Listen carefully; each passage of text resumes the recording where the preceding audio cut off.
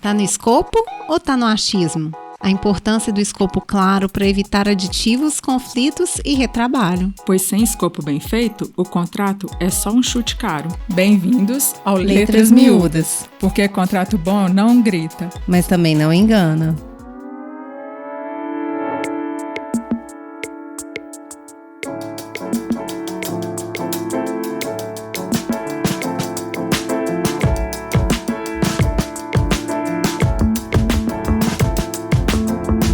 Olá, ouvintes do Letras Miúdas. Aqui quem fala é Ilma, economista, gestora de contratos e fã declarada de escopo bem feito. E eu sou a Beatriz, parceira da Ilma na missão de transformar contratos em ferramentas claras e seguras. E hoje o assunto é sobre algo que muita gente subestima, o escopo do contrato. Ou melhor, sobre o caos que é quando ele não existe. Ou pior, existe só na cabeça de quem contratou. E quando não há um escopo claro, cada parte cria a sua própria versão do que foi combinado. O Letras Miúdas é um podcast apoiado pelo Ibraconte, Instituto Brasileiro de Administração Contratual. Acesse o site ibraconte.com.br.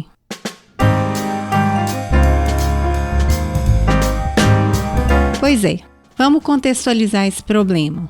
Vamos começar com uma pergunta simples. Você já viu o contrato com um escopo tão vago que qualquer coisa podia estar incluída? Ou nada? Ah, já vi sim, Bia.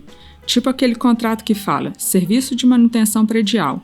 Só isso, sem detalhar se inclui troca de lâmpadas, pequenos reparos, pintura, jardinagem, emergências fora do horário. E aí começa o jogo de empurra. O gestor acha que está incluído tudo, o fornecedor diz que está cumprindo só o básico, a contratada apresenta um pleito porque teve que atender um chamado extra. O cliente reclama da fatura. E o contrato? Mudo. Sem escopo definido, qualquer pedido vira discussão. E o famoso "isso não estava previsto" vira frase de cabeceira. Um escopo mal feito é tipo deixar um GPS desligado numa viagem longa. Até que você pode chegar lá, mas depois de se perder, dá muita volta em círculo e discutir muito no caminho. E quando o escopo só existe na cabeça de quem contratou? Aí o risco de pleito triplica. Porque não é que a parte contratada está agindo de má fé. Ela simplesmente não foi informada com clareza do que era esperado. Ilma, só para complementar, isso é uma falha geral das duas partes, né? Porque como é que eu aceito um contrato sem conhecer tecnicamente o que eu vou executar? Mas moral da história, escopo não é só detalhe técnico, é a espinha dorsal do contrato. É ali que se definem expectativas, responsabilidades, entregas e até o que não está incluído. E olha, documento anexo ao contrato também é contrato. Escopo sem anexo técnico é como receita de bolo sem quantidades dos ingredientes. Vamos falar então de alguns exemplos reais e erros comuns? Bora lá!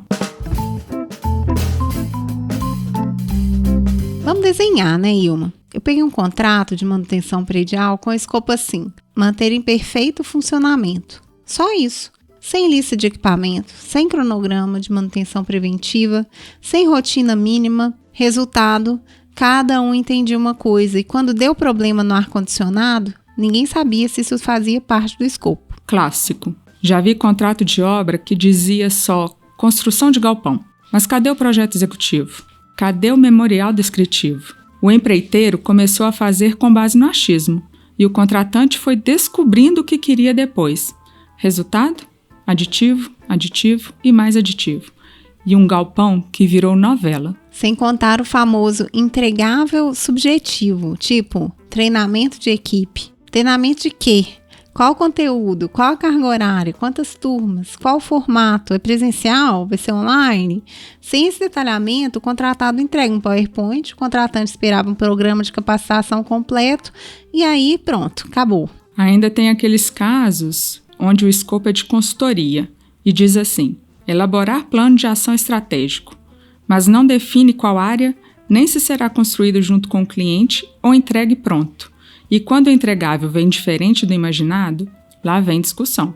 Tudo isso é brecha contratual. E brecha custa caro. Porque ela dá margem para reinterpretação, realçamento, atraso, desgaste do relacionamento e muitas vezes a disputa judicial. E tem também o combo perigoso. Escopo genérico com orçamento fechado. Aí o fornecedor assume risco sem saber o tamanho real da entrega. E quando percebe que o preço não cobre o que está sendo exigido, começa a cortar escopo, atrasar a entrega ou simplesmente não entrega. E o contratante se frustra, aciona o jurídico, exige desconto, cobra qualidade.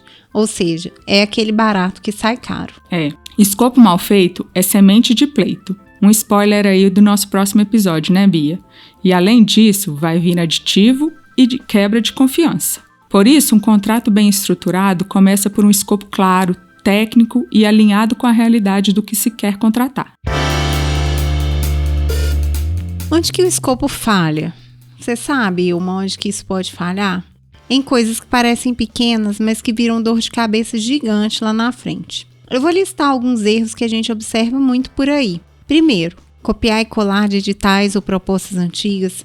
Gente, contrato não é figurinha repetida. Um erro ou omissão do passado vai ser herdado e piorado no contrato novo. Segundo, falta de alinhamento entre quem define o escopo e quem vai fiscalizar. Eu já vi contrato com escopo técnico feito pelo escritório de projetos. E quem está lá na ponta, fiscalizando, nem sabia o que tinha sido contratado de fato. Um outro exemplo são os escopos genéricos e não quantificáveis. Prestação de serviços diversos. Quais? Quantos? Com que frequência? Quando nada disso está claro, qualquer aditivo vira uma batalha. E outro exemplo é a ausência de anexos técnicos. Ou pior ainda, anexos que ninguém lê.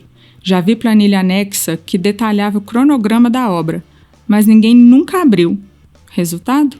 Cobrança fora do prazo e um pleito que teria sido evitado com uma leitura de 5 minutos. E ainda tem o escopo escondido, aquele que fica numa troca de e-mail e nunca vai parar no contrato. Resultado: ninguém nunca sabe o que foi combinado, fica todo mundo vendido. Às vezes, o escopo técnico está em um anexo separado, mas não é mencionado na cláusula contratual.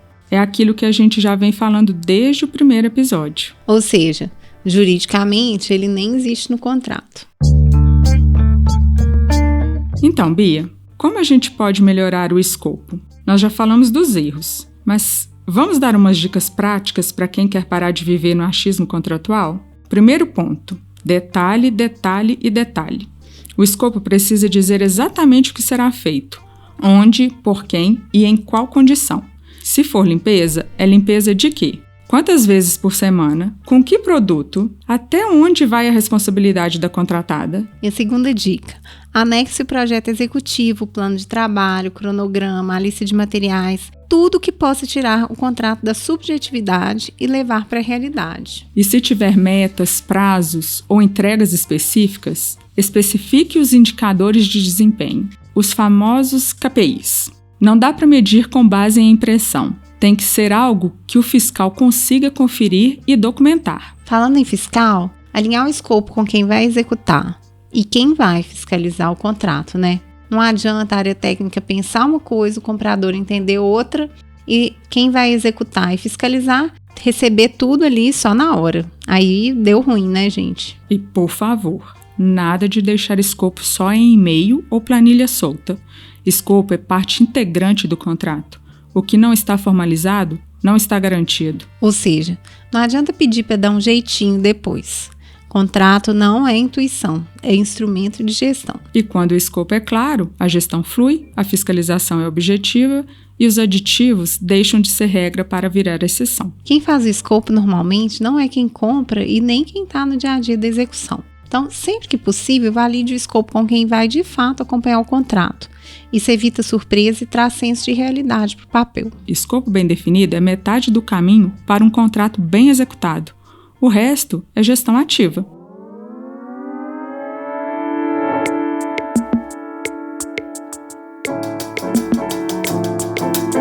E se o escopo do seu contrato parece um quebra-cabeça, é hora de revisar. Contrato é lugar de objetividade.